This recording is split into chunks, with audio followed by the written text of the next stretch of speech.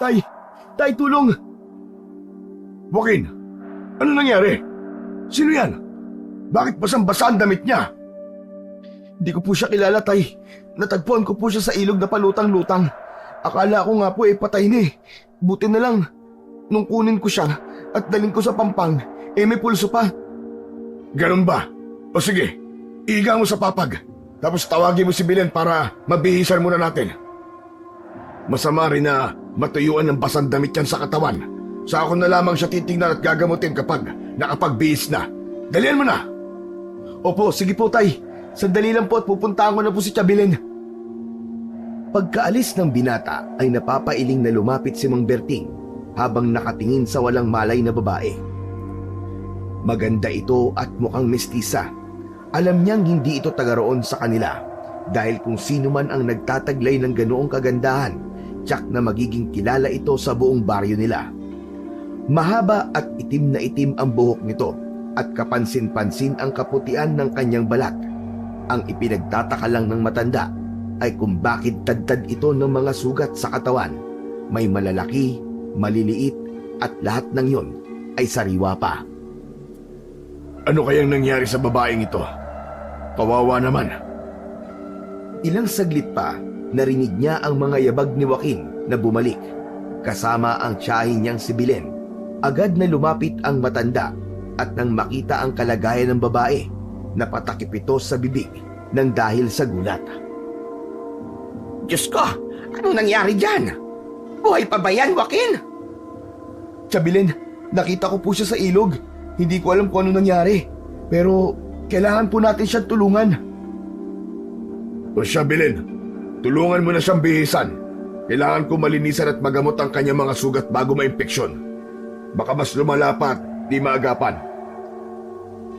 Lumabas na ng silid ang dalawang lalaki. Naiwan si Aling Belen sa loob. Doon lamang parang naramdaman ni Joaquin ang panghihina dahil sa awa habang iniisip ang hirap na dinanas ng kanilang bisita. Lalo pat panay ang daldal ng kanyang tiya mula sa loob ng silid at sinasabing napakaraming sugat sa katawan ang pasyente. Sinasabi nito na maraming latay ito, parang pinalo ng latigo. Nang matapos ang kanyang tiya Belen sa loob, ay tinawag na niya ang mag-ama. Pakiramdam ni Joaquin, ang bawat hakbang niya ay tila napakabigat. Parang may bato na nakadagan sa kanyang mga paa. Bakit po, tiya? Alam mo bang marami siyang sugat sa katawan? Sa palagay ko ay naging biktima ito ng isang karumal-dumal na krimen. Hindi natin alam, baka ginahasa o kaya naman naku po, dapat hindi mo ginawa ito, iho. Po? Aba, teka po. Hindi po akong gumawa sa kanya niyan, tiya. Hindi yun ang ibig kong sabihin. Sana ang ginawa mo nung nakita mo siya tumawag ka na sana ng barangay. Dapat ipinaalam mo sa mga otoridad ang mga ganito kasi hindi mo alam, baka madamay ka pa. Hindi naman po siguro, tiya. Nataranta lang po talaga ako kanina kasi nga po nalaman kong buhay pa kaya dinala ko agad dito sa bahay para magamot po ni Itay. Maganda nga ang hangarin mo. Pero alam mo naman ang isip ng mga tao, di ba? Hindi ko sinasabing masama ang tumulong. Ayoko lang na baka dahil sa pagtulong mo, ikaw naman ang mapahamak. Salamat po sa paalala, tiya. Hayaan niyo po, tatandaan ko po yan sa mga susunod na pagkakataon. O siya. Tignan mo. Kawawa naman siya, Sino kaya ang may kagagawan nito sa kanya? Saka paano kaya ito napadpad sa ilog? Yun na nga po Hindi ko nga po alam kung paano siya napadpad sa ilog. Malayo naman po yun sa baryo. Imposible namang maanod siya ron wala namang malakas na ulan. Hindi rin po mataas ang tubig. Habang nag-uusap sila, ay inihanda naman ni Mang Berting ang kanyang mga gamit sa panggagamot. Napansin ni Joaquin na tila nanginginig ang katawan ng babae. Napakunot ang noo niya at mabilis na lumapit.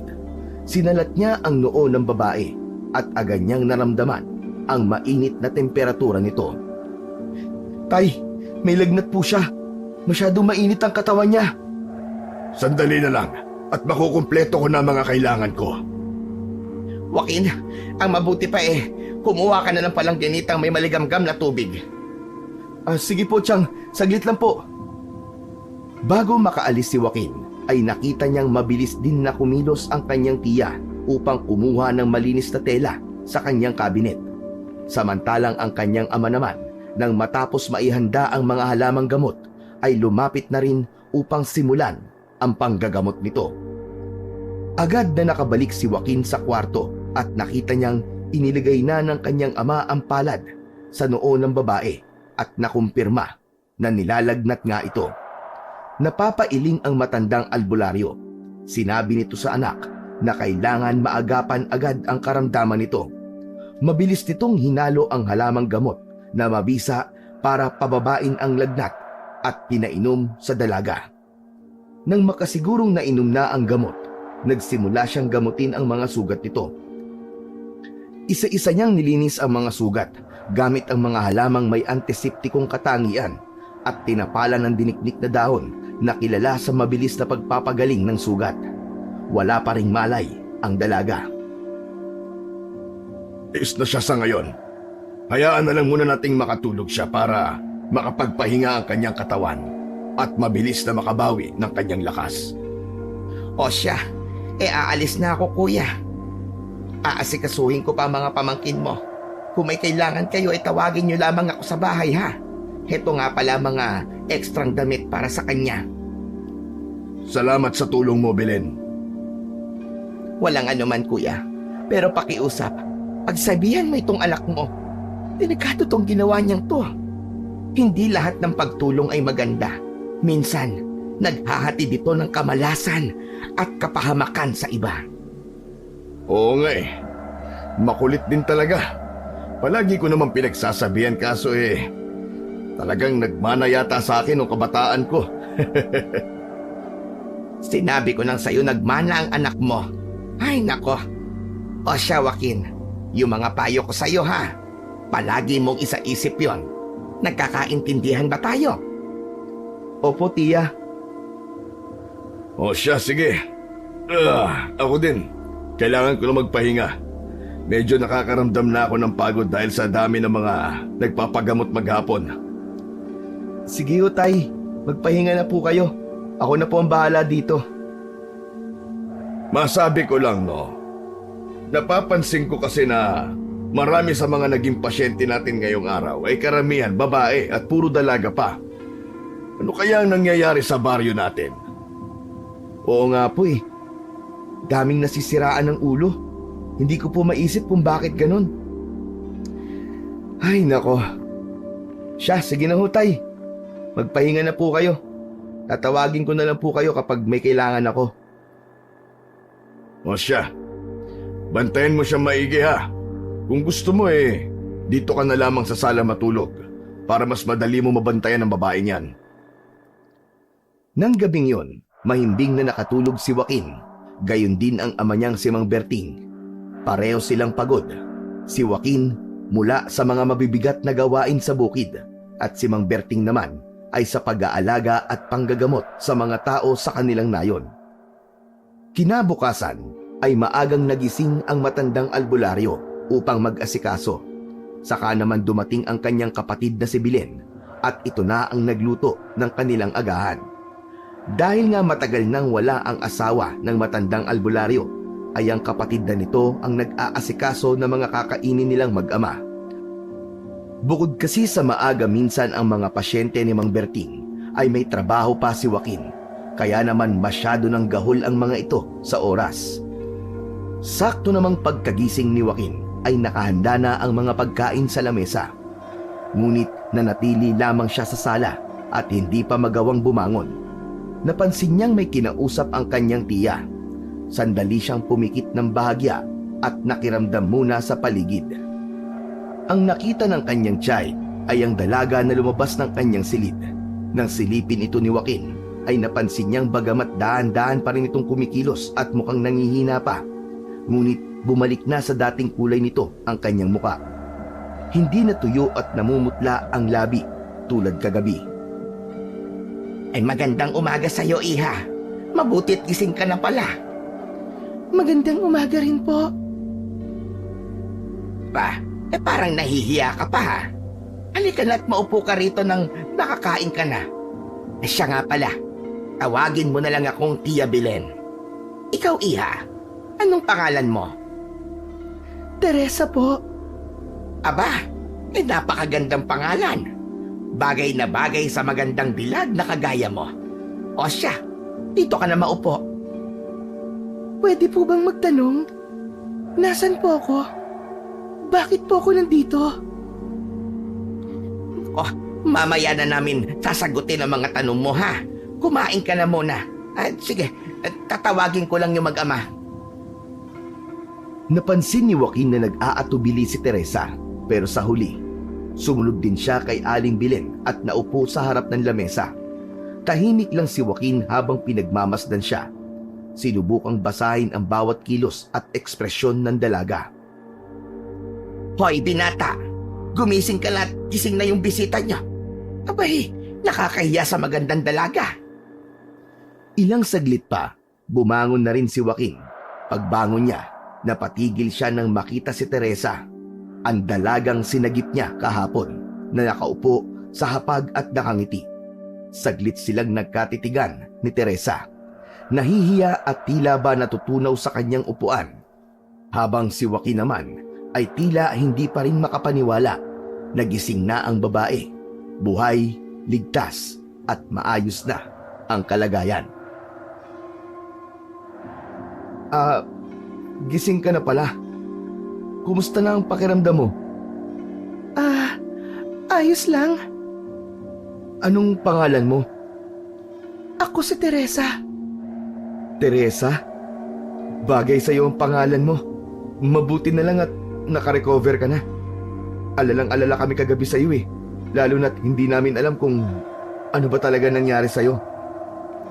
Maraming salamat sa tulong nyo. Kung hindi dahil sa inyo, ewan ko kung ano nang nangyari sa akin. Naku, wala yun. Mas mahalaga na ligtas ka na ngayon. Pero kung okay lang, pwede mo bang ikwento kung ano nangyari sa'yo? Baka sakaling matulungan ka pa namin. Hindi ko talaga maalala ang lahat. Basta, bigla na lang ako nakaramdam na may humahabol sa akin. Mga taong di ko kilala. Takot na takot ako kaya tumakbo ko ng tumakbo hanggang sa napadpad ako malapit sa ilog. Sige. Huwag ka mag-alala. Huwag mong pilitin kung hindi mo pa kayang ikwento ang lahat. Ang importante sa ngayon, ligtas ka na. Nandito lang kami ni Tia Belen at ni Tatay para sa'yo. Hay, kumain na muna kayo. Mamaya na ang kwentuhan. Mas importante na malamnan ang tiyan para gumana ang utak. Nagkaroon ng saglit na katahimikan. Kumuha si Teresa ng pagkain, samantalang si Joaquin ay tahimik lang na nag-iisip kung ano pa ang maaari niyang maitulong sa dalaga. Madaming tumatakbo sa kanyang isip pero hindi niya masabi. Sa gitna ng katahimikan, biglang pumasok si Mang Berting sa kusina. Bitbit ang isang lalagyan ng mais na patuka para sa mga manok. Isinabit niya ito sa isang kawit bago naghugas kamay at umupo sa harap ng mesa. Napansin ni Belen ang kakaibang pananahimik ni Mang Berting. Mabigat din ang itsura nito ni hindi man lang nagawang batiin si Teresa na nakaupo sa kanilang harapan. O kuya, ano tahimik ka? May problema ba? Patay na ang 5 sa mga alaga kong manok. Ha? Abay bakit? Nagkasakit ba? Wala naman pong sakit ang mga alaga namin, Tia. Masigla naman sila kahapon. Wala naman talaga silang sakit eh. Pero parang nilapa na mabangis na hayop ang mga alaga ko. Ho? Nilapa na mabangis na hayop? Abay, paano mo naman nasabi yun, kuya? Halos wala na natira eh. Puro balahibo na lang, ulo, paa. Yun na lang ang naiwan sa mga manok ko. May ilang gutay-gutay pa na laman loob ang nagkalat sa lupa. Teka, paano naman po nangyari yun, Tay? Grabe naman po. Oo nga. Abay, sayang naman. Ang lalaki na sana ng manok mo, kuya. Sulit na yung gawing tinola.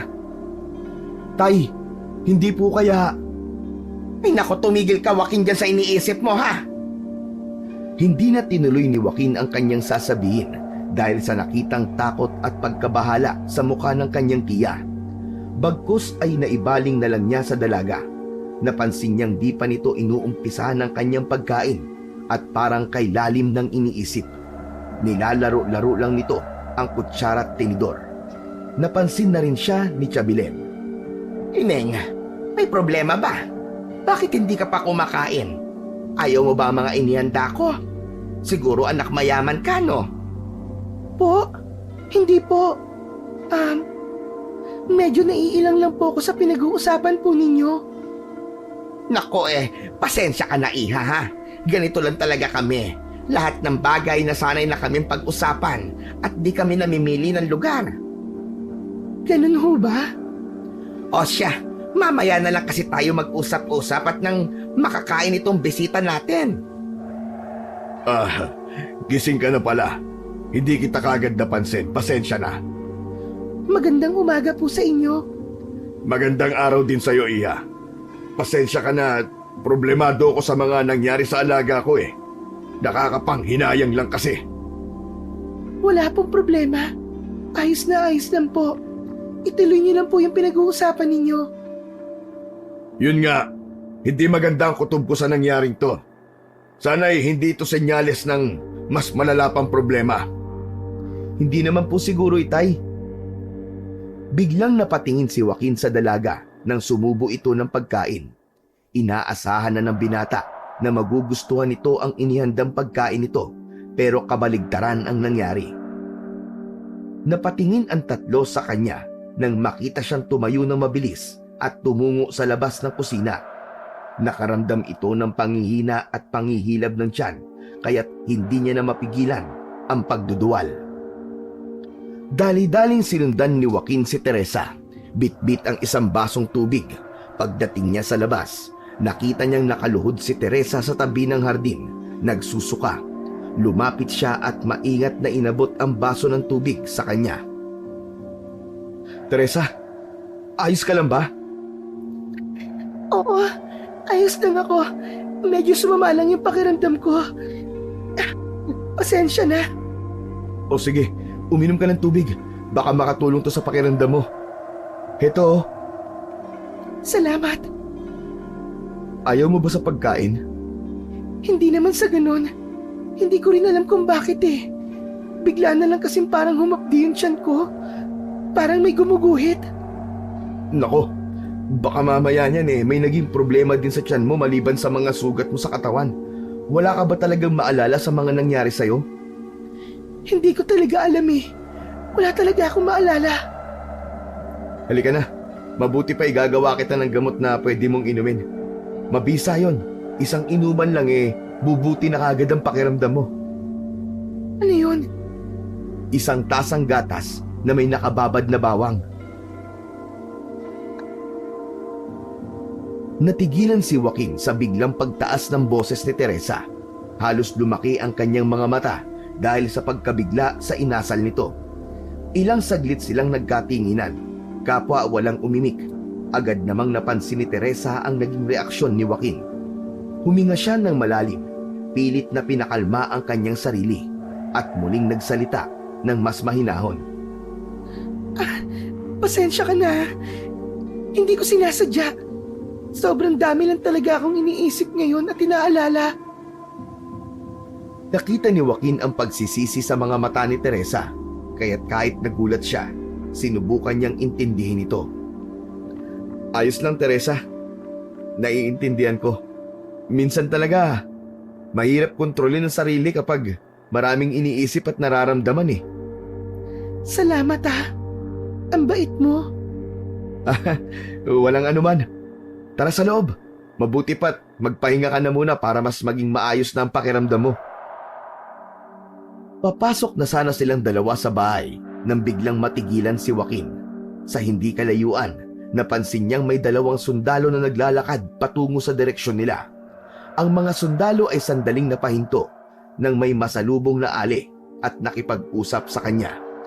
Ilang sandali pa'y tumangu-tango ang mga sundalo sa sinabi ng ali. bago sila nagpaalam at nagpatuloy sa kanilang paglalakad. Napansin niya kaagad na napakapit sa kanyang braso ang dalaga at hindi ito mapakali. Ang kanyang mga mata ay naningkit at ang mukha niya ay nagpakita ng takot at pagkabalisa. Nagsimulang manginig ang kanyang mga kamay. Teka, bakit Teresa? Bakit parang ang lamig ng kamay mo? Ano nangyari sa'yo? Ngunit si Teresa ay tila bingi sa mga tanong ni Joaquin sa kanya. Ang kanyang mga mata ay nakatingin lamang sa mga sundalong papalapit sa kanila. Habang palapit ng palapit ang mga ito, lalo namang lumakas ang panginginig ng kanyang katawan na para bang siya'y takot na takot. Joaquin, itago mo ako pakiusap! Itago mo ako! Ha? Teka, anong ibig mo sabihin? Bakit kita itatago? Ngunit bago pa man makasagot si Teresa, ay naramdaman na ng binata ang biglang paghila sa kanyang kamay papasok sa bahay. Naguguluhan man at nag-aalala, ay sumunod na lang siya sa agos. Bitbit pa rin niya ang isang basong tubig sa kamay. Dumiretso sila sa kwarto ni Teresa at nang makapasok na sila, agad din namang lumabas si Joaquin. Nagmamadali. Kaya nang kumatok ang mga sundalo sa kanilang bahay, siya na ang nagpresentang kumausap sa kanila, habang si Teresa naman ay nanatili lamang sa loob ng silid at tahimik na nagtago doon. Napag-alaman ni Joaquin na si Teresa nga ang pakay ng dalawang sundalo. Hindi niya man alam ang buong istorya, ngunit ang takot na nakita niya sa mga mata ng dalaga ang nagtulak sa kanya upang magsinungaling sa mga ito. Nang makaalis na sila, agad niyang hinarap ang kanyang ama at tiyahin. Parehas na nagtanong at nag-alala sa biglang pagdating ng mga sundalo. Joaquin, bakit nagawi dito ang mga sundalo? Anong kailangan nila? May hinahanap daw po silang kriminal. Ano? Kriminal? Ika mo? Opo, tay. Pinatay daw ho ang general nila sa karumal-dumal po na paraan. Halos hindi daw po makilala ang itsura ng general na yun dahil pisana ang ulo nito at nawawala ang utak. Gutay-gutay po mga parte ng katawan. Sa kawakwak din daw po ang dibdib at tiyan. Ang malala pa po, nawawala po ang puso at mga laman loob nito. Diyos ko, mahabaging Diyos! Sino naman ang halangang kaluluwang kayang gumawa ng ganun? Marahil ay may sira sa utak ang gumawa nun sa general. Anong sinagot mo sa kanila? Wala po, tay. Sabi ko na lang po sa kanila wala akong kilalang tao na katulad ng hinahanap nila. Napaisip si Joaquin, kung si Teresa ang hinahanap ng mga sundalo, ibig sabihin ay siya ang pinagbibintangang pumaslang sa general. Ngunit hindi niya mawari kung paano yun magagawa ng isang dalagang tila hindi makabasag ng pinggan. Kaya naman pinabulaanan niya ang mga paratang ng mga sundalong yon kay Teresa at piniling wag na lang sabihin sa kanyang ama at tiyahin na ang babaeng tinulungan nila ang pinagbibintangan ng mga sundalong yon. Pag muna tayong manghusga, Chang. Hindi ho natin alam ang buong istorya Marahil po ay may kasalanan yung general at girantihan lang siya. Hindi yun malabong mangyari, gayong gahama naman talaga ang general na yun Mapang-abuso pa at walang awa sa mga mahihina. Tama ka naman dyan, anak. Subalit kailangan pa rin natin mag-ingat. Baka nga nasiraan na ng bait yung taong yun, kaya ginawa ang ganong bagay. Pambihira. Nakakatakot din lalo't hindi pa nila nahahanap ang salarin. Maya-maya ay baka bigla na lang ulit makapambiktima ang taong yun.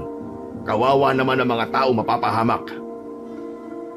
Sa ganitong pagkakataon, talagang nababahala ako. Kawawa naman ang mga bat. Pagkatapos ng seryosong pag-uusap, nagdesisyon si Joaquin na asikasuhin ang mga gawain sa sakahan. Ngunit bago siya umalis, nilapitan niya ang kanyang tiyahin. Tia Belen, pakisamahan po muna si Teresa dito sa bahay Kailangan ko pa po mag-asikaso sa sakahan Ayoko siyang iwan ng mag-isa, lalo na pagkatapos ng mga nangyari kanina. Oo, Joaquin. Ako na ang bahala sa kanya. Mag-ingat ka sa labas, ha? Opo, salamat po, Tia. Kailangan ko talagang tapusin ang mga trabaho dun Uuwi din po ako agad. Sumabay na rin si Tatay Berting na matapos magpaalam ay naglakad na rin palabas ng bahay. Tumungo ito sa kamalig upang asikasuhin ang kanyang mga pasyente na bagong dating at naghihintay. Mabilis na lumipas ang mga oras. Pagdating ng hapon, habang papalapit sa bahay si Joaquin, ay napansin niyang nakatayo sa malapit sa bintana si Teresa. Tahimik itong nakatanaw sa malawak na palayan, tila malalim ang iniisip. Ang kulay ng langit na mula sa papalubog na araw ay tumatama sa maamong muka ng dalaga. Sa paningin ng binata ay para yung isang larawang iginuhit ng isang magaling na pintor. Gandang-ganda siya sa tagpong yun. Subalit nagtaka siya nang di man lang siya napansin ng dalaga, gayong kumakaway na siya dito. Parang wala sa sarili si Teresa, kaya't nilapitan niya ito ng dahan-dahan. Teresa,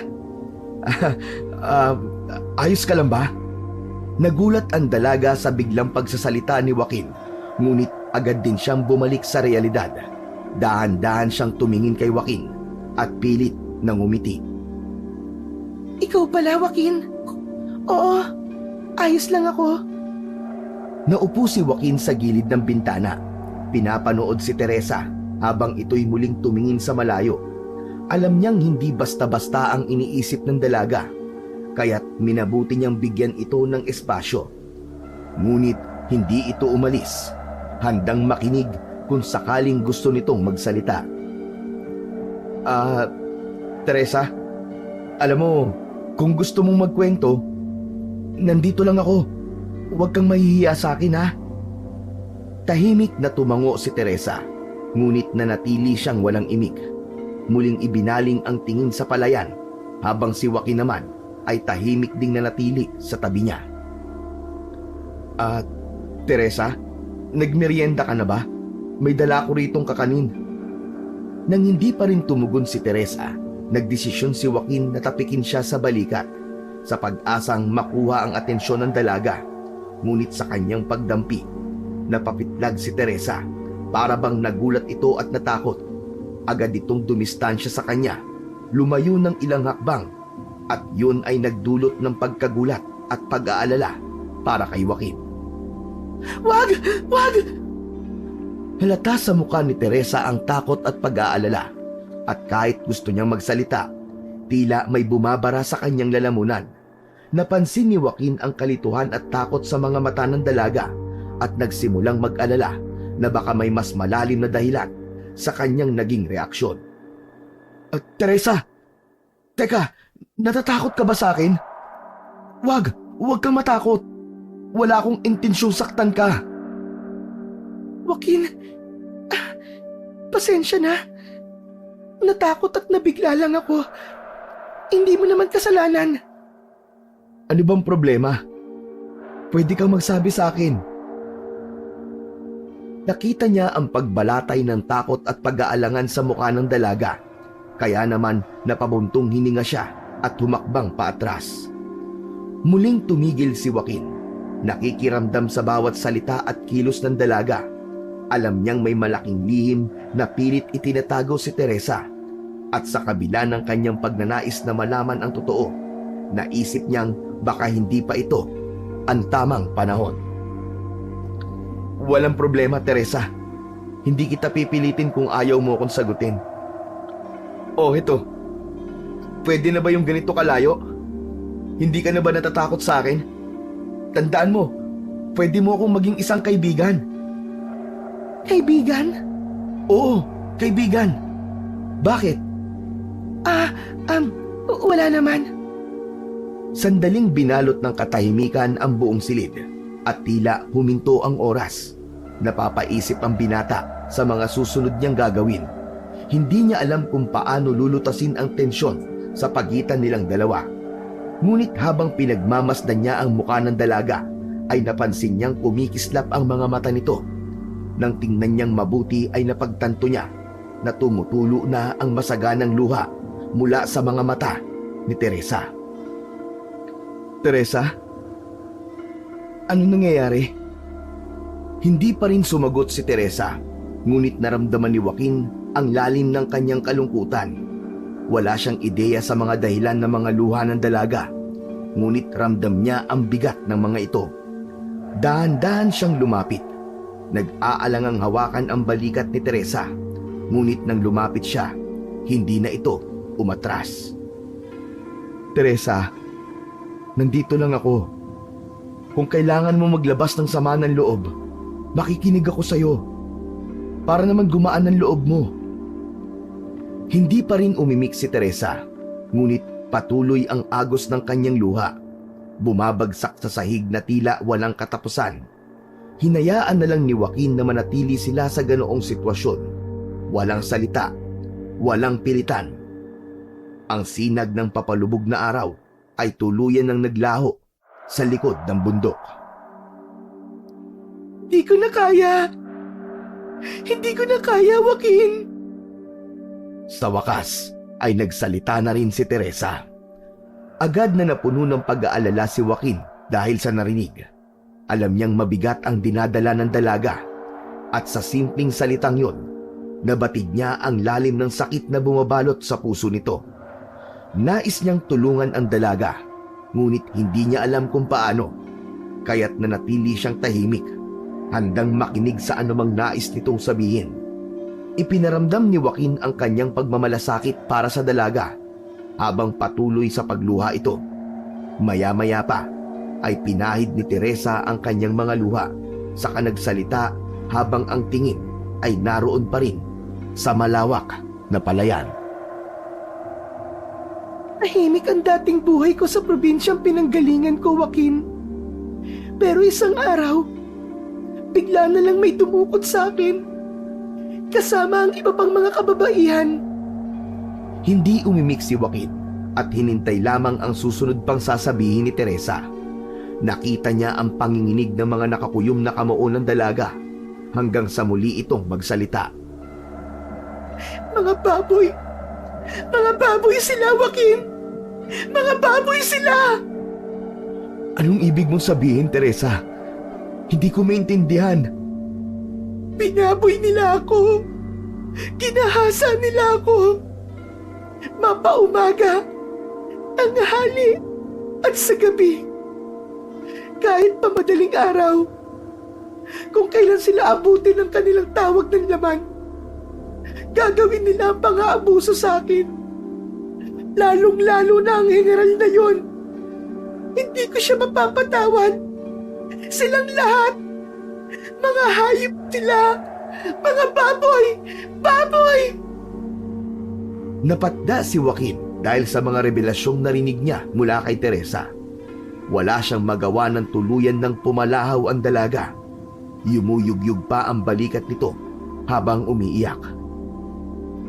Teresa, hindi makatarungan ang ginawa nilang yun sa'yo. Gaganti ako sa kanila. Gagantihan ko sila. Lahat sila. Wala akong palalampasin. Nagulat si Joaquin sa bigat na mga salitang binitiwan ni Teresa. Nararamdaman niya ang umaapoy na galit na bumabalot sa puso ng dalaga. Isang galit na tila mas matindi pa sa inaasahan niya. Hindi niya lubos na maunawaan ang lahat ng pinagdaanan ni Teresa, ngunit nararamdaman niya ang puot na dala nito. Pero Teresa, patay na ang general. Alam ko. Paano mo nalaman? May pakpak ang balita, Joaquin. Saka mabuti nang mamatay ang hayop na yon. Masyado siya kasing hayok sa laman. Pero hindi pa sapat yun. Gusto ko, lahat ng bumaboy sa akin, magbayad sa ginawa nila. Teresa, alam kong galit ka. Pero hindi mo na kailangan gawin to. Hindi mo kailangan maging katulad nila. Hindi nila alam kung ano kaya kong gawin. Sinira nila ako, Joaquin. At hindi ako titigil hanggat hindi sila nagbabayad.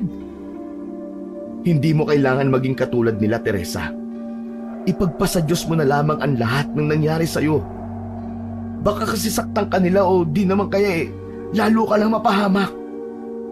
Hindi pa huli ang lahat para sa'yo, Teresa.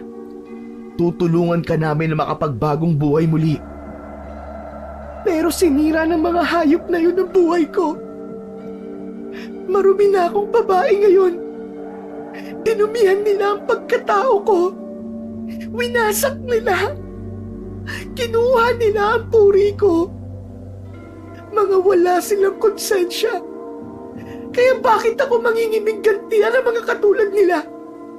Wala akong pakialam kahit na mapunta pa ako sa impyerno. At kung sakali man, isasama ko silang lahat doon. Habang lumalalim ang gabi, nanatili sa isipan ni Joaquin ang mga binitiwang salita ni Teresa. Hindi niya maiwasang mag-isip ng malalim hanggang sa dahan-dahan siyang kinain ng antok. Dala ng pagod sa buong araw na trabaho at ang bigat ng mga alalahanin. Hindi niya namalayang unti-unti na siyang nawawala sa ulirat. At sa kanyang pagkakatulog, hindi niya napansin ang pagbangon ni Teresa mula sa higaan. Tila wala sa sarili ang dalaga at naglakad palabas ng kwarto para bang hinihila ng isang hindi nakikitang puwersa. Walang direksyon ang kanyang mga mata na para bang wala siyang kamalay-malay sa kanyang ginagawa. Sa paglabas ng silid, nadaanan ni Teresa si Joaquin na mahimbing ang tulog sa isang mahabang kawayang bangko sa sala. Nakanganga ito, humihilik pa, walang kaalam-alam sa nangyayari sa paligid. Hindi man lang ito nagising o nagambala sa pagdaan ng dalaga. Dire-diretso si Teresa patungo sa pintuan. Binuksan ito ng walang ingay at tahimik na lumabas ng bahay. Sa ilalim ng malamlam na sinag ng buwan, tahimik niyang tinahak ang daan patungo sa kulungan ng mga manok sa katabing bahay. Ang kanyang galaw ay mabagal, ngunit tiyak.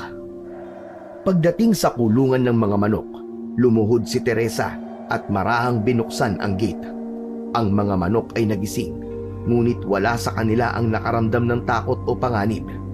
Marahil ay dahil sanay sila sa presensya ng mga tao. Nang makapasok na siya, mabilis niyang dinakma ang isang walang kalabang-labang manok. Sa isang iglap, sinimulan niyang ngasabi nito, animoy isang mabangis na hayop. Walang pagtutol, walang pag-aalinlangan. Tuluyan niyang kinain ang kawawang hayop. Nilulunod ang sarili sa kanyang hindi mapigilang uhaw at gutom. Ang tahimik na gabi ay nasira ng mahihinang tunog ng kanyang pagnasab sa laman ng manok. Tila wala sa kanyang sarili ang dalaga. Hindi niya namalayan ang bawat patak ng dugo na umaagos mula sa kanyang bibig at dumadaloy sa kanyang kamay.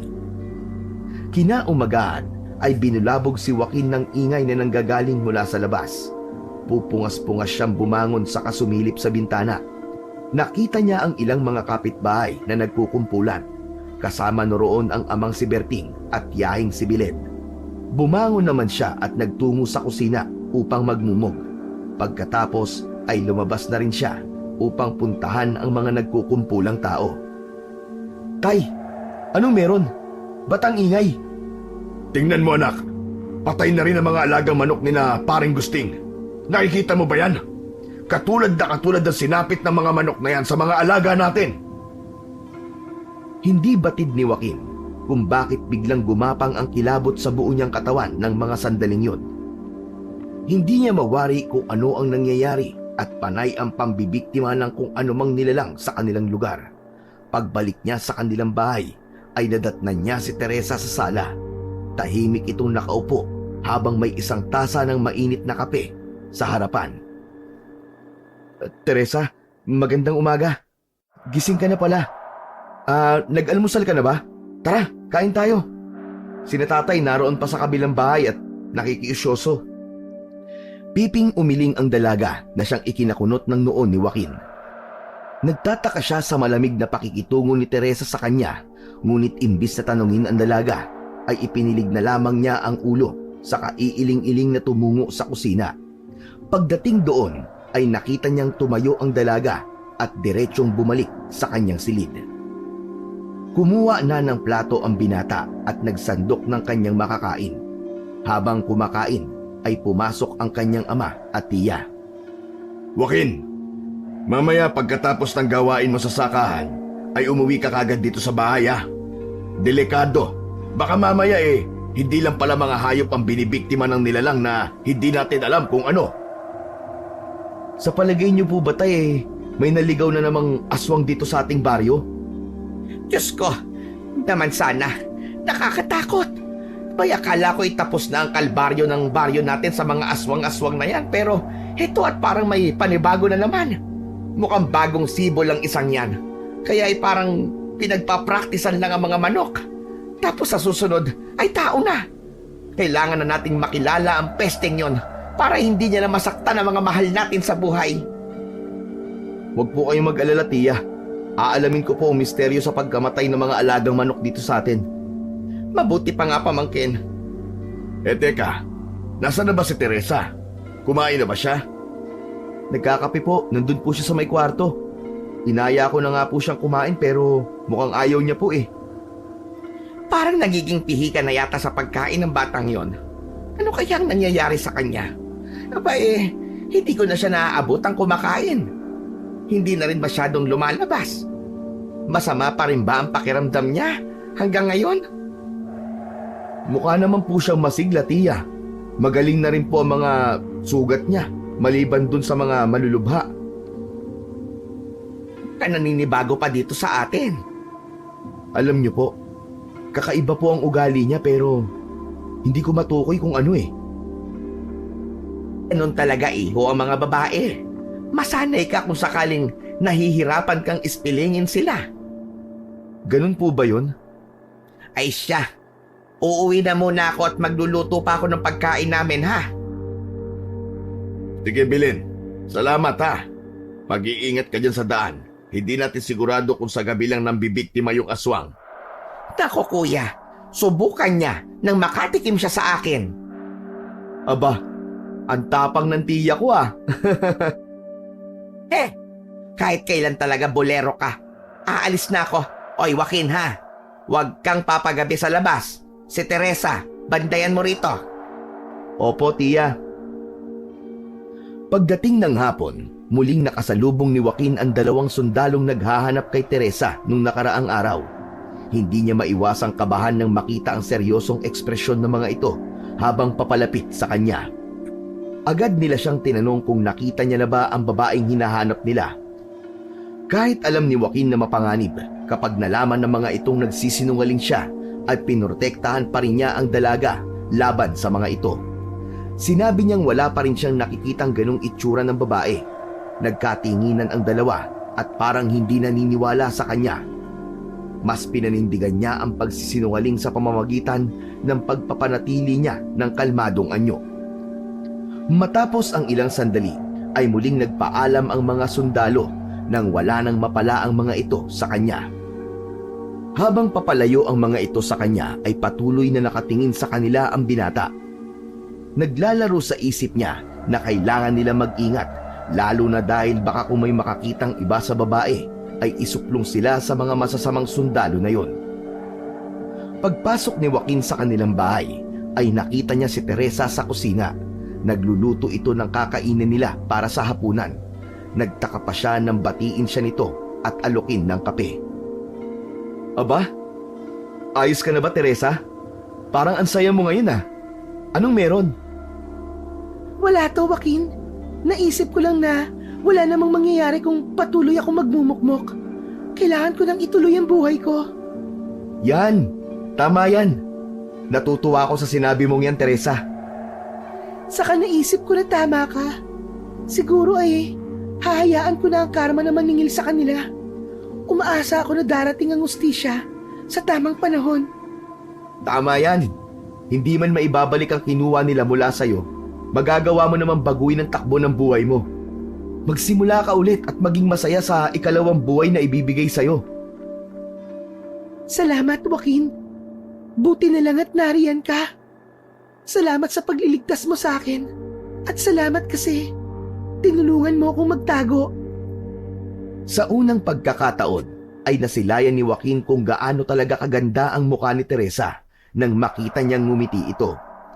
Napakatamis ng ngiting iginawad nito sa kanya kaya nahawa na rin siya at ngumiti na rin. Pagkaraan ng ilang araw ay unti-unting bumalik sa normal ang takbo ng buhay sa kanilang baryo. Wala nang napapabalitang mga hayop na namamatay sa kanilang lugar. Bagay na ipinagpapasalamat ng mag-ama na sina Joaquin at Mang Berting. At habang lumilipas ang mga panahon, ay unti-unting nagkapalagayan ng loob sina Teresa at Joaquin. Sa kabila ng mga misteryong bumabalot sa pagkatao ng dalaga, naging malapit sila sa isa't isa. Nakita ni Joaquin ang kagandahan at kabaitan ni Teresa, at hindi naglaon ay nagsimula na siyang manligaw sa babae. Sigurado ka na ba? Kasi Joaquin, ayaw kitang itali sa isang relasyon na alam kong hindi ka naman tunay na magiging maligaya. Ano ka ba, Teresa? Bakit mo nasasabi yan? Alam ko na ikaw ang itinitibok ng puso ko. Maniwala ka. Seryoso ako sa'yo. Saka, hindi naman ako katulad ng iba na katawan lang ang habol sa'yo. Pero Joaquin, marumi akong babae. Baka nakakalimutan mo nangyari sa akin. Wala akong pakialam doon. Nakahanda akong itayo ang dignidad mo bilang isang babae. Tanggap ko ang lahat sa'yo. Maniwala ka sa akin, maging sino ka man. Pero marami namang ibang babae dyan na mas karapat-dapat na mahalin mo. Hindi yung isang tulad ko. Baka kasi magsisi ka lang at magkasakitan pa tayong dalawa kapag nagkataon. Hinawakan ni Joaquin ang mga kamay ni Teresa. Nakita niyang napapaluha na ang dalaga dahil sa mga negatibong laman ng isip nito. Pinaharap niya ang dalaga sa kanya at saka pinahid ang mga luhang dumaloy sa pisngi nito. Mahal kita, Teresa. Mahal na mahal kita. Kahit sino ka pa. Natigilan ang dalaga. Nakita niya na sinsero ang lalaki sa lahat ng mga sinasabi nito. Kita niya kung gaano kadeterminado ito para lang makuha ang matamis niyang oo. Napangiti naman ang dalaga. Sigurado ka ba, Joaquin? Kasi kung totoo yan, hindi ko na itatago ang nararamdaman ko. Kasi Joaquin, ang totoo ang totoo, mahal na din kita. Talaga? Talaga, Teresa? Totoo ba yan? Oo, Joaquin. Nakita ko lahat ng ginagawa mo para sa akin. Sobrang bait mo. At hindi ko na kayang pigilin pa ang nararamdaman ko. Mahal na rin kita. Mahal na mahal kita, Joaquin. Yes! Salamat, Teresa. Hinding-hindi kita sasaktan at lolokohin. Mamahalin kita ng buong puso, gaya ng nararapat para sa'yo. Salamat, Joaquin. Mahal na mahal kita. Nagyakap silang dalawa at magkaakbay na pinanood ang paglubog ng araw. Masayang masaya si Joaquin ng sandaling yun. Kinagabihan, sa gitna ng masarap na pagkain, inipon ni Joaquin ang lakas ng loob upang ipaalam sa kanyang ama na si Mang Berting na nobya niya na si Teresa. Agad namang sumilay ang ngiti sa matandang albularyo. Bagay na bagay kayong dalawa, anak. Talaga po, Itay? Abay, oo. Itong si Teresa, hindi lang ganda ang nakikita ko sa kanya. Alam ko na magiging mabuti siyang may bahay sa'yo pagdating ng araw. Itay naman, asawa na kaagad. Kakasimula pa lang namin eh. Nako dun din naman patungo yun eh.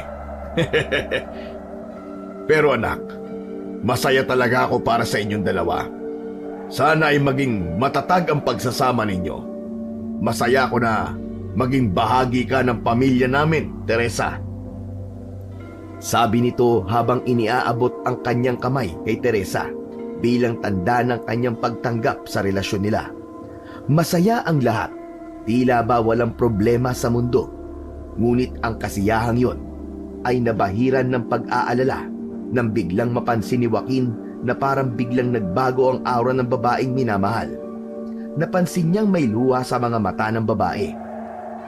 Naisip tuloy ng binata na maaaring naalala na naman ito bigla ang pait ng mga pinagdaanan nito. Inabutan niya na lamang ng pagkain ang dalaga at sinubukang pasayahin sa pamamagitan ng pagkakwento ng mga masasaya at nakakatawang kwento, kasama ang kanyang ama. Pagsapit ng hating gabi ay naalimpungatan si Joaquin nang makarinig ng malakas na kaluskos mula sa labas ng bahay. Maya-maya pa ay biglang umalingaw-ngaw ang isang malakas na huni ng ibon. Umieko ito sa katahimikan ng gabi. Nakaramdam ng kakaiba ang binata. Naging alerto siya at lalo'y naaamoy niya ang isang pamilyar na amoy na ayaw niyang nalalanghap. Na amoy ng isang aswang. Mabaho at umaalingasaw na parang galing sa nabubulok na laman. Kilalang kilala ni Joaquin ang amoy na yon. Mabilis siyang bumangon at tinungo ang tokador kung saan nakalagay ang mga gamit nilang mag-ama sa pangangaso. Isang malakas na pagaspas ng pakpak ang kanyang narinig papalayo. Tama nga ang hinala nila Itay at Siabilin. May aswang na naman dito sa baryo. Kailangan malaman ito ni Itay. Pero sa ngayon ay susubukan kong sundan kung saan papunta ang nilalang na yon. Mahirap na. Baka mambiktima ng taong walang kamalay-malay. Sinundan ng binata ang tunog hanggang sa makarating siya sa bukid. Habang papalapit siya ay naririnig niyang tila pahina ng pahina ang tunog ng aswang. At pagkaraan ng ilang sandali ay nakita niya sa itaas ang isang nilalang na may malalaking pakpak. Paikot-ikot ito na parang may pinupuntirya na madagit. Nang tingnan niya kung saan nakatuon ang pansin ng aswang ay sa isang kalabaw na nakatali sa puno. Agad na bumaba ang nilalang na yon at pagsayad ng mga paa nito sa lupa ay nakita ni Joaquin ang kabuang anyo nito. Lalo pat nagbago ito ng anyo. Mas nagmukhang tao ito, ngunit mukha pa ring halimaw dahil sa sabog-sabog nitong buhok. Nanlilisik ang mga mata. Meron din itong mahabang pangil at may matutulis na kuko. Walang ginawa ang binata. Pinanood lang niya ang ikinikilos ng aswang. Nagtago siya sa likod ng isang malaking puno at iniiwasang makagawa ng anumang ingay upang di magambala ang aswang. Walang sinayang na pagkakataon ng aswang. Dagling sinunggaban ang walang kalaban-laban na kalabaw. Hindi ito huminto hanggang sa makuha ang lahat ng laman loob ng kawawang hayop. Lahat ng laman loob. Bawat tipak ng karne ay nilantakan nito na para bang wala ng bukas. Nang mapawi ang uhaw at gutom ng nilalang, iniwan niya ang kalabaw na halos butot balat na lamang ang natitira. Naiwang tulala ang binatang si Joaquin. Kinabukasan, narinig ng binata ang malakas na tinig ng kanyang Siabilin na humahangos. Nahulaan niya na kagad kung ano ang ipapamalita nito. Ay, Diyos ko! Diyos ko, kuya! Diyos ko! Ano tingal na hingal ka? Ano ba nangyari sa'yo? Nako, may masamang balita. Aswang bumalik na naman at may bagong ginawang pamimeste dito sa barangay natin. Ano? Bumalik na naman ang hayop na yon? Oo, kuya. Kaninang umaga, balitang-balita ang pagkamatay ng kalabaw ni Aling Dolor. Wala nang natira sa kalabaw. Butot balat na lang ang naiwan. Mukhang mas nagiging mapanganib ang aswang na yon. Hindi na sapat sa kanya ang karne ng manok, kaya naman kalabaw na ang tinira niya. Sa susunod niyan, ay baka tao na. Huwag naman sana, kasi kawawa naman ang mga bata. Kawawa naman ang mga taong naghahanap buhay. Mga perwisyo talaga ang mga yan. Kung bakit naman kasi napakabenta ng lugar natin sa mga naliligaw na aswang. Tia Bilen, ang puso mo. Huminaw ka lang at baka mapano ka at atakihin ka pa sa puso. Natatakot lang talaga ako, iho. Grabe na ang ginagawang pamimerwisyo ng aswang na yan dito sa lugar natin. Mukhang kailangan na nating kumilos, Joaquin. Dating gawi. Opo, Itay. Ang mag-ama ay kilala din sa kanilang baryo bilang mga tirador ng aswang. Bata pa lamang si Joaquin noon nang una siyang may nakasagupang aswang kasama ang kanyang ama. Dati ay isang bagong aswang din ang kanilang nakalaban. Isang dayo na walang awang pumapatay ng mga bata para maipanlaman sa kanyang tiyan. Matagumpay na napaslang ng mag-ama ang aswang na yon. Sa kabuuan ay halos 3 aswang na rin ang kanilang napapatay at isa naman ang nakatakas. Ika-5 na ngayon ang aswang na pumatay sa kalabaw ng kanilang kababaryo. Bagamat sumang-ayon si Joaquin sa sinabi ng kanyang ama, ay may isang bahagi sa kanyang puso na nagsasabing parang ayaw niyang ituloy. Bigla niyang naisip ang kanyang kasintahan. Hindi niya malaman kung bakit may kakaiba siyang nararamdaman at hindi niya nagugustuhan ang bagay na yon. Kailangan kong kumilos at alamin na mag-isa kung siya nga ba yun. Pero sana hindi. Anong ibinubulong-bulong mo dyan, anak? May hinala ka na ba kung sino ang aswang? Wala po, Itay. Hindi ko pa po kilala ang aswang. Alamin mo, alam kong diyan ka magaling sa pag-iimbestiga. Sa lalong madaling panahon, alam kong mahahanap mo ang aswang. Opo, Itay.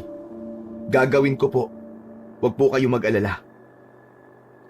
Kinagabihan ay sinikap ni Joaquin na huwag matulog. Sa sala ay nakiramdam siya. Gising na gising at nag-aabang ng mga susunod na magaganap. Maya-maya pa ay nakita niyang lumabas si Teresa at patingkayad pa itong naglalakad na tila iniingatan nitong makalikha ng ingay ang kanyang paglalakad. Labis ang kabang naramdaman ng binata sa pagkakataon na yon at pilit na ipinagdarasal na sana ay wag, na sana ay hindi magkatotoo ang kanyang hinala. Nang buksan ni Teresa ang pinto ay laking gulat niya nang makitang nagbago ito ng anyo at naging isang malaking ibon at lumipad ito papalayo sa kanilang bahay. Mabilis na kumilos ang binata at sinundan ang nilalang na yon. Tanging tunog at amoy lamang ang kanyang naging basihan upang masundan ang aswang. Isang orasyon ang kanyang pinakawalan sa hangin.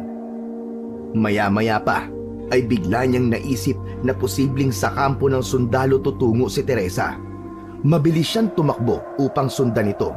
Sa isip ay kailangan niyang mapigilan ang dalaga at ayaw rin niyang mapahamak itong muli sa kamay ng mga abusadong sundalo na yon. Nang malapit na siya ay napansin niyang nakadapo sa isang malaking puno ng akasya ang kanyang kasintahang naging isang malaking ibon. May tinatanaw ito at tila may pinapanood. Inakyat niya ang isang puno at doon siya nagkubli. Tanaw niya mula roon ang nagkakasiyahang mga kalalakihan. Biglang nakaramdam siya ng ngit-ngit nang makitang may pinagkakaguluhan ng mga ito na isang matandang pulubi. Labis ang pagmamakaawa ng pulubi na wag siyang saktan, subalit parang bingi ang mga ito. Duguan na ang muka ng matanda. Puro na mga galos at pasa ang mga braso't binti nito. Saka lang siya tinigilan ng mga walang awang sundalo nang halos hindi na ito makatayo sa kanyang kinauupuan. Bago pa umalis ang isang sundalo, ay sinipa niya ng malakas ang matanda sa ulo, dahilan upang mapadaing ito at mapahiga ng tuluyan sa maalikabok na lupa. Napatingin si Joaquin sa aswang. Ngayon ay alam na niya kung gaano nga kahalang ang bituka ng mga taong yon. Malayong malayo sa mga nakilala niyang sundalo na nadestino sa kanila. Mga mapang-abuso sila at labis sa paggamit ng kanilang kapangyarihan. Silang dapat ay tagapagpatupad ng katahimikan at kapayapaan, subalit sila pa ang mas kinatatakutan dahil sa kanilang mga masasamang gawain. Maya-maya pa ay napansin niyang tila nagpaalam ang isang sundalo sa mga kasamahan nito. Papunta ito sa isang masukal na bahagi ng kampo. Medyo papalapit yon sa lugar niya. Napansin ng binata na pagewang-gewang ito sa paglalakad. Napansin niyang kumilos ang aswang. Sinusundan nito ang walang malay na lalaki. Bagamat parang nahuhulaan na ni Joaquin ang susunod na mangyayari, ay nanatili lang siya sa kanyang pinagtataguan. May bahagi sa puso niya na nagsasabing hahayaan na lamang niya ang nilalang na yon sa gusto nitong gawin. Maya-maya pa ay bigla na ngang inatake ng aswang na yon ang sundalo. Dinagit niya yon at inilipad sa ere. Saka ito binitawan. Patay ito ng tuluyang bumagsak sa sementong kalsada. Bumaba ang aswang at pinagtutuka ang tiyan ng bangkay. Tila gutom na leon. Walang awang nilantakan ni Teresa ang katawan ng sundalong sumipa sa matandang pulubi kanina. Hindi siya tumigil hanggang sa makontento siya. Nanatiling nanonood lang ang binata at hinahayaan lang niya ang aswang sa ginagawa nito. Bumalik sa itaas ng puno ang aswang. Walang kamalay-malay na may isang nilalang din na nanonood sa kanya. May dalawa pang sundalo na lumabas ng kampo. Hindi nila alam na ang kanilang kamatayan ay nagmamasid na sa dilim. Tahimik na nakamasid lang si Teresa at maya-maya pa ay sinundan din ang dalawa. Walang kaalam-alam ang isa na tinangay na pala ng aswang ang kanyang kasama at dinala sa talahiban. Pinaslang ni Teresa ang ikalawang sundalo. Patuloy itong nagsasalita, lasing at pasuray-suray hanggang sa mapansin niyang nawala ang kausap. Nangapa ito sa dilim, labis ang pagtataka at takot. Hindi niya alam na sa mga oras na yon, nilalantakan na ni Teresa ang kanyang kasamahan. Ilang sandali pa, naramdaman niya ang pag-angat ng kanyang mga paa sa lupa. Nagsisisigaw siya dahil sa takot. Subalit lalo siyang nagimbal nang tumingala siya at nakita niya ang isang pangit at nakakatakot na nilalang na si Teresa. Nang marating nila ang talahiban, ay binitawan na siya ng aswang. Nagpagulong-gulong pa siya dahil medyo matarik ang pinagbagsakan niya. Nabangga siya sa isang bagay. Pagtingala niya ay nakita niya ang magandang mukha ni Teresa. Subalit kapansin-pansin ang likido sa mukha nito, partikular na sa bibig. Napagtanto niya na dugo yun. Teresa! Teresa! Ano nangyari sa'yo? Bakit? Ano pa nga ba sa tingin mo, Domingo? Ibig sabihin, totoo ngang ikaw ang pumaslang sa General? Sabihin na natin ganun nga. Pero kilala mo ko, Domingo. Mabait akong tao. Pero inabuso niyo ako. Akala mo ba, palalampasin ko ang lahat ng kababuyang ginawa niyo sa akin? Tinuring kitang kaibigan. Pero ano tong ginawa mo sa akin? Ipinahamak mo ko. Patawarin mo ako, Teresa. Hindi ko sinasadya. Hindi ko ginusto yun, maniwala ka. Ang galing mo rin magpanggap at umarte, no? Matapos mo akong pagsamantalahan, sasabihin mong hindi mo sinasadya. Nagpakasarap ka at nagpakasasa sa akin. Tapos sasabihin mong hindi mo ginusto. Sinong niloko mo? Parang awa mo na, Teresa. Patawarin mo ako. Alam kong walang kapatawaran ang ginawa ko sa'yo pero parang awa mo na. Huwag mo akong papatayin. Marami ang umaasa sa akin. Huwag mo akong sasaktan. Pinagsisisihan ko na ang lahat ng ginawa ko sa'yo. Patawarin mo na ako. Patawarin mo ako, Teresa. Huli na para magsisi, Domingo. Kaya magpaalam ka na sa mundong ito. Wag! Bigla siyang sinugod ni Teresa at sa isang iglap ay ibinaon ng aswang ang kanyang matutulis na kuko sa sundalong yon. Ang mga kuko ng aswang ay tila mga kutsilyong sumusugat sa kanyang laman. Napasigaw siya sa tindi ng sakit. Ang kanyang mga hiyaw ay pumaibabaw sa tahimik na gabi. Wala na siyang magawa kundi tanggapin ang kapalaran na kanyang kinatatakutan, ang kamatayan. Sa pagkakataong yon, ay nakita niyang lumipad na palayo ang aswang. Sinundan niya ito at napadpad sila sa gubat. Tagaktak na ang kanyang pawis dahil sa pagod sa pagtakbo at pagsunod sa kanyang nobya. Hanggang sa makarinig siya ng isang malakas na angin galing sa kung saan. Muli niyang pinakinggan ang pinanggagalingan ng tunog nung biglang may sumulpot na isang nilalang mula sa talahiban. Nakita niyang tumalilis papunta sa masukal na gubat ang aswang. Maingat niyang sinundan ang nilalang sa gitna ng madilim na kagubatan. Napunta sila sa lugar kung saan niya natagpuan noon ang dalaga sa ilog. Ang aswang ay nagpalit ng anyo bilang si Teresa. Bumaba ito sa ilog upang hugasan ang mga dugong nagmantsa sa kanyang makinis na balat. Teresa, gulat na napatingin sa kanya ang babae at nanginginig na napaatras. Alam ko na ang totoo. Nakita ko lahat yung ginawa mo ngayong gabi. Huwag kang lapitan, Joaquin. Huwag kang lalapit sa akin. Huwag kang matakot sa akin. Gusto ko lang na mag-usap tayo ng mabuti. Para mo ng awa. Huwag mo akong sasaktan. Hindi kita sasaktan. Sino may sabing sasaktan kita? Gusto lang kitang tanungin kung bakit inilihim mo sa akin to. Bakit hindi mo sinabi na Na ganito ko? Na isa akong aswang? Bakit? Matatanggap mo ba ako kung sakaling malaman mo ng maaga ang katotohanan? Kung ano ang pagkatao ko? Alam kong hindi mo ako matatanggap, Joaquin. Sino nga ba naman na magmamahal sa isang halimaw na katulad ko? Hindi yun ang ibig kong sabihin, Teresa. Kailanman, hindi ko iniisip na hindi ka kamahal-mahal. Dahil ang totoo, nararapat kang mahalin. At sa maikling panahon na nagkasama tayo, batid ng puso ko na mabuti kang tao. Kaya nga kita nagustuhan at minahal. Pero pistado mo na ako.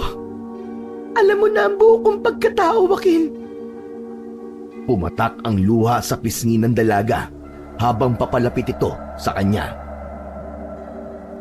Ipinapaubaya ko na ang sarili ko sa iyo, Joaquin. Total, nagawa ko na ang dapat kong gawin. Nakaginti na ako sa mga taong lumapastangan at bumaboy sa akin. Sige na, maaari mo na akong patayin. Ayoko na sa buhay na to. Ayoko na. Pagod na ako, Joaquin. Hindi ko kaya. Hindi ko magagawa yun, Teresa. Teka, huli na naman to, di ba? Sabihin mo sa akin na hindi ka na muling mananakit ng mga tao. Tama ba, Teresa? Tama ba? Ano? Mangako ka lang sa akin na hindi mo na to gagawin ulit. At kakalimutan ko lahat ng nakita ko ngayon. Anong sinasabi mo? Hindi ko may papangako sa iyan dahil isa akong halimaw, Joaquin. Aswang ako. Isa akong aswang na palaging natatakam sa karne at dugo. Hindi ako makakapayag, Teresa. Mahal na mahal kita at handa akong tulungan ka. Mas lalong napaiyak ang babae nang yakapin ito ni Joaquin. Walang makakaalam ng sikreto mo, Teresa. Mananatili ito sa pagitan nating dalawa. Kung kinakailangan ilayo kita rito, gagawin ko. Huwag ka lang mawala sa akin. Dinala ni Joaquin si Teresa sa ilog upang linisan ang mga dugo sa katawan nito. Pagkatapos ay ipinasuot niya sa dalaga ang pang-itaas niya. Mabilis silang umalis sa lugar na yon at umuwi sa kanilang tahanan. Lingid sa kanilang kaalaman ay may isang lalaki na kababaryo nila ang nakarinig sa kanilang pag-uusap. At noon din ay ipinagbigay alam ito sa iba pa nilang kababaryo. Pagdating naman ng dalawa sa bahay ay nasa kwarto na nito ang ama at nagpapahinga na. Sinamahan ni Joaquin ang nobya sa kwarto nito at saka pinagbihis. Teresa, pwede ba akong magtanong? Marahang tumango ang dalaga habang nakatingin sa kanya ang namumugto nitong mga mata. Paano ka naging ganyan? May lahi ba kayong aswang? Wala. Regalo lang sa akin ang bagay na ito. Regalo? Teka, anong ibig mong sabihin? Isang regalo na hindi ko alam na may taglay na akong ganitong kapangyarihan. Nalinlang ako.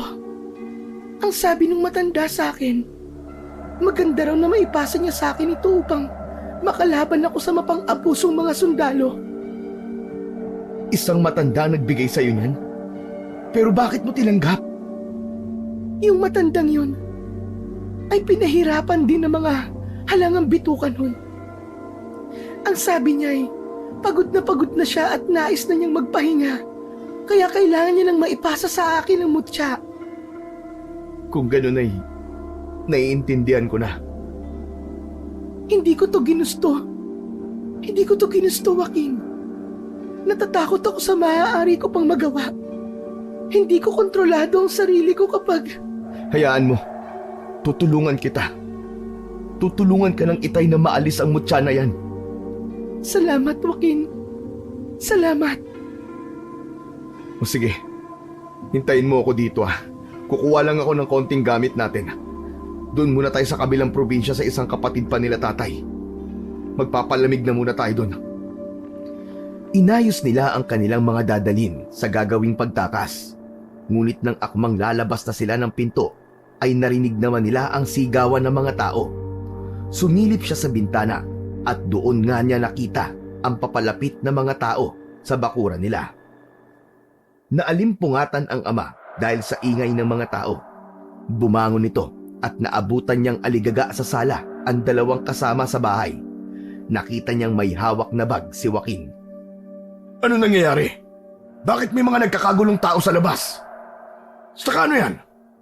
Bakit may bitbit kayong bag? Magtatanan kayo? Hindi ko po may papaliwanag ngayon, Itay. Kailangan namin makatakas ngayon. Hindi maganda ang kutob ko sa mga taong nariyan sa labas. O sige. Tumakas na kayo. Sa likod na kayo dumaan. At ako nang bahala dito. Pero ipaliwanag niyo sa akin to sa ibang araw, ha? Salamat po, Itay. Pupunta na lang po muna kami doon kina Tia Sonia sa kabilang probinsya. O sige. Dali, mag-iingat kayo. Maingat na dumaan sina Joaquin at Teresa sa mga madidilim na bahagi ng kanilang baryo. Iniiwasan ang mga bantay at mga taong posibleng nakamasid. Hanggang sa makarating sila sa ibaba ng bundok.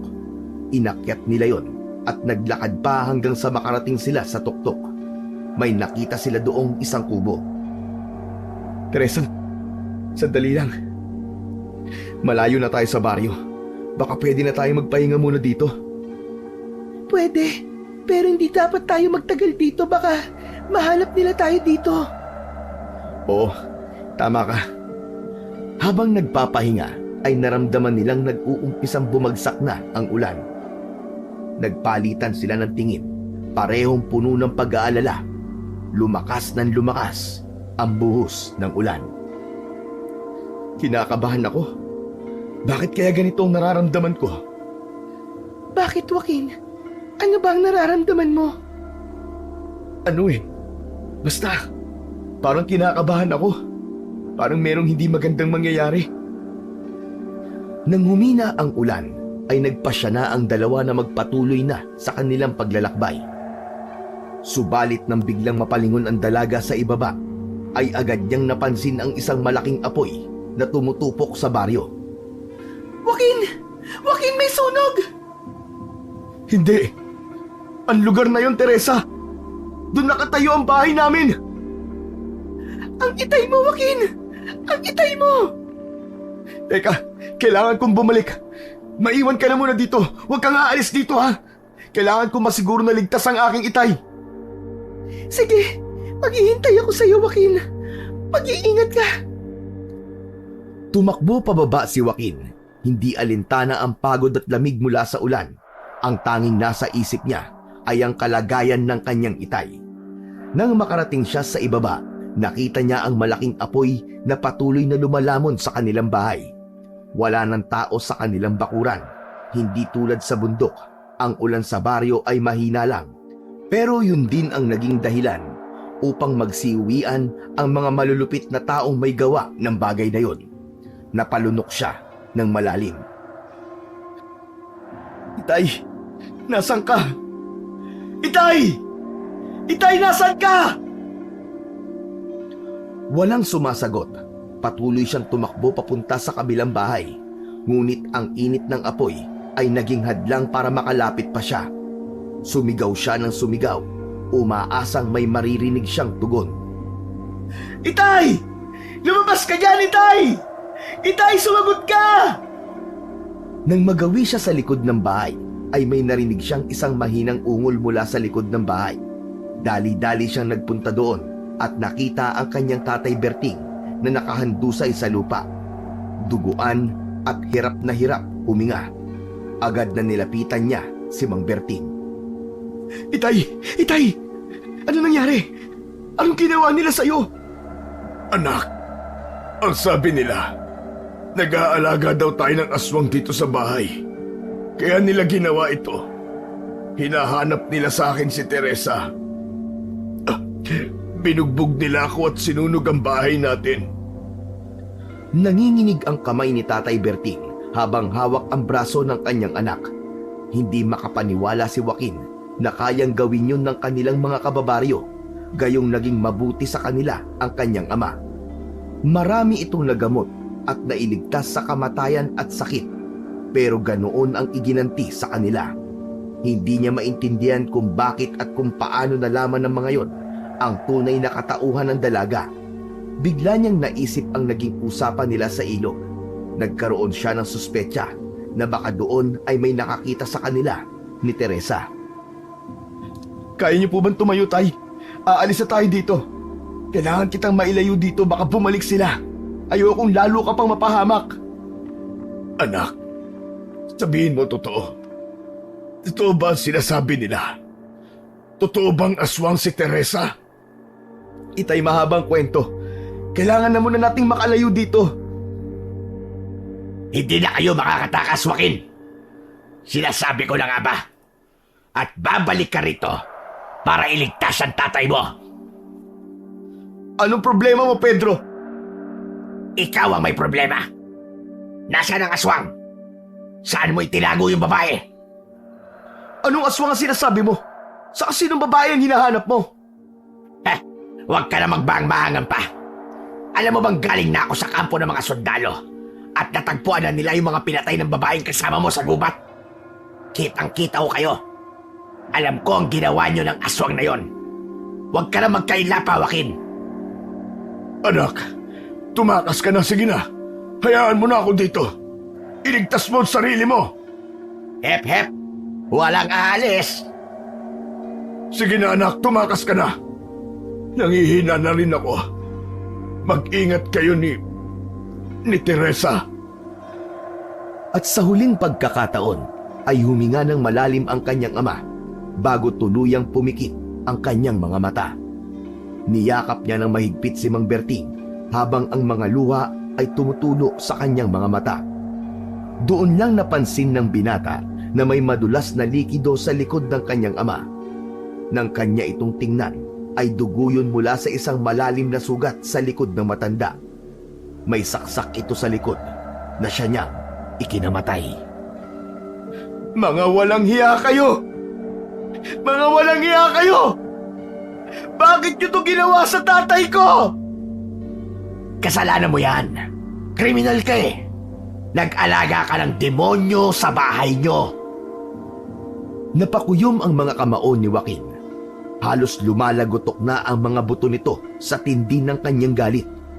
Hindi niya lubos maisip na ganito kalupit ang lalaking ito kasama na ang mga iba pa nilang mga kababaryo. Handang pumatay ng inosenteng tao para lang makuha ang gusto nila. Ngunit alam niyang wala siyang magagawa para maibalik ang buhay ng kanyang ama. Wala kang karapatang husgahan kami, Pedro. Walang hiya ka. Pinatay mo ang aking itay. Hindi mo alam kung ano ang pinagdadaanan namin. Hayop ka! Umalis ka na! Kailangan mong ibalik dito ang aswang, Joaquin.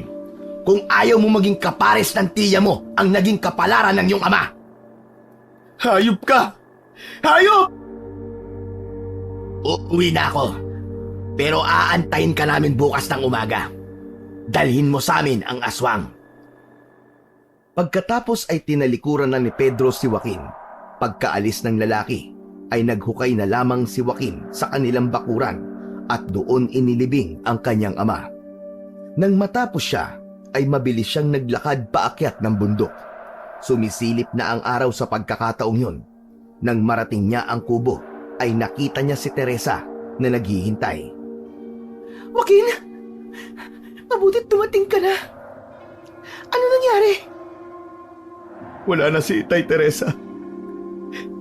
Pinatay nila siya. Pinatay nila si Itay. Nang marinig yon, tumulo ang mga luha ni Teresa. Niyakap niya ng mahigpit si Joaquin. Ang lahat ng nangyari ay ikinuwento niya sa dalaga. Gayon din ang pagbabanta na nakuha niya. Hindi ko hahayaang pati ang tiya ay saktan nila. Mga demonyo silang lahat. Kasalanan ko to, Joaquin. Patawarin mo ako kung nadamay pa kayo sa mga kamalasan ko. Hindi. Huwag mong sabihin yan, Teresa. Sila ang masasama. Hindi tayo. Magtatakip silim na nang muling bumaba si Joaquin sa baryo upang tingnan ang kalagayan ng kanyang tiya at mga pamangkin. Doon niya nakita na napapalibutan na ng tao ang bahay ng kanyang tiya. Nang makita siya ng mga tao, ay galit na galit siyang sinalubong. Hinahanap sa kanya si Teresa. Hindi inaasahan ni Joaquin na sumama pala sa kanya pababa ng bundok si Teresa. Nagulat na lamang siya nang mula sa kanyang likuran ay biglang sumulpot ang babae. Ako ang hinahanap nyo. Ako si Teresa. Yan! Yan yung aswang na nakita kong kasama ni Joaquin sa gubat. Tsaka, hindi ako maaaring magkamali. Ikaw pala ang pasimuno ng kaguluhang ito. Paano ka nakakasiguro na aswang ako? At kayo, bakit nyo kagad pinaniwalaan ng lalaking ito? Hindi nyo ba alam na muntik na akong ginahasa ng lalaking ito? Ano? Teka, anong sinasabi mo? Pinagtangkaan niya akong gasain sa ilog. Mabuti na lang at dumating si Joaquin. Siya ang nagligtas sa akin. Mali kayo ng pinanigan. Hindi ako aswang. Teka. Sinungaling ka. Nagsisinungaling siya mga kasama. Heto, tingnan nyo. Siya ang may gawa ng mga sugat kong ito. Ikaw ang tunay na masama at hindi ako. Binaboy mo ko. Binaboy mo ko. Umiyak ng umiyak si Teresa sa harap ng mga taong yon. Patutunayan kong aswang ka. Sinungaling ang babaeng ito mga kasama. Mamaya, sa pagkagat ng dilim, tiyak kong magiging aswang ang babaeng ito. At paano kung hindi? Patatahimikin niyo na ba ang mga inosenteng tao na sinasaktan niyo? Oo, pero alam kong totoo. Kaya humanda ka. Oras na ikaw ang lumabas na sinungaling, titiyakin ko sa'yo na di ka nasisikatan ng araw. Pagsapit ng dilim ay naghintay ang mga tao. Pinakawalan na ang pamilya ni Tia Belen at si Teresa na lamang ang kanilang itinali. Takot ang mga tao na baka raw talagang aswang ito at biglang magbago ng anyo at atakihin sila. Subalit lumipas na ang ilang oras. Palalim na ng palalim ang gabi at hindi pa rin nagbabago ng anyo si Teresa. Sigurado kong aswang yan eh. Imposibleng hindi. Sigurado ko. Nagalit ang mga tao kay Pedro dahil hindi nga nito napatunayan ang paratang ay unti-unting nagsialisa ng mga tao at umuwi na. Kinalagan ni Joaquin ang tali ni Teresa. Tabilin, pasensya na po kung nadamay po kayo dito. Ang kuya, nasan siya? Anong ginawa nila sa kanya? Pinatay nila ang tatay. Pinatay ng hayop na lalaking to ang aking ama. Bakit mo ginawa yun, Pedro? Napakabait na tao ng kapatid ko. Wala akong pinagsisisihan sa ginawa ko. Kahit ano pa sabihin nyo, kayo ang demonyo dahil nag-alaga kayo ng aswang. Totoo naman ang sinasabi mo eh. Pero wala kang karapatang pumaslang ng inosenteng tao. Dapat ako na lang, Pedro. Ako na lang sanang sinaktan mo. At di ka na nagdamay pa ng ibang tao. Anong ibig mo sabihin? Sinasabi mo bang tunay kang aswang? At hindi ako nagkakamali? Sa isang iglap ay nagbago ng anyo si Teresa. Kitang-kita ng mga tao na tira doon ang nakakatakot na anyo ng aswang. Ngunit sa isang iglap ay dinagit nito si Pedro at inilipad. Sumigaw ng sumigaw ang lalaki, ngunit hindi pa rin siya pinakawalan ng aswang sa itaas. Bumabaon na ang mga kuko nito sa balikat ni Pedro. Tulong! Tulungan niyo ako! Tulungan niyo ako mga kasama! Walang ginawang anumang hakbang si Joaquin. Pinanood lamang niya ang unti-unting pagpapahirap ni Teresa sa lalaki. Maya-maya pa ay binitiwan na ng babae ang katawan ng lalaki. Pagbagsak nito sa lupa at agad yung binawian ng buhay dahil sa matinding pagkakabagok.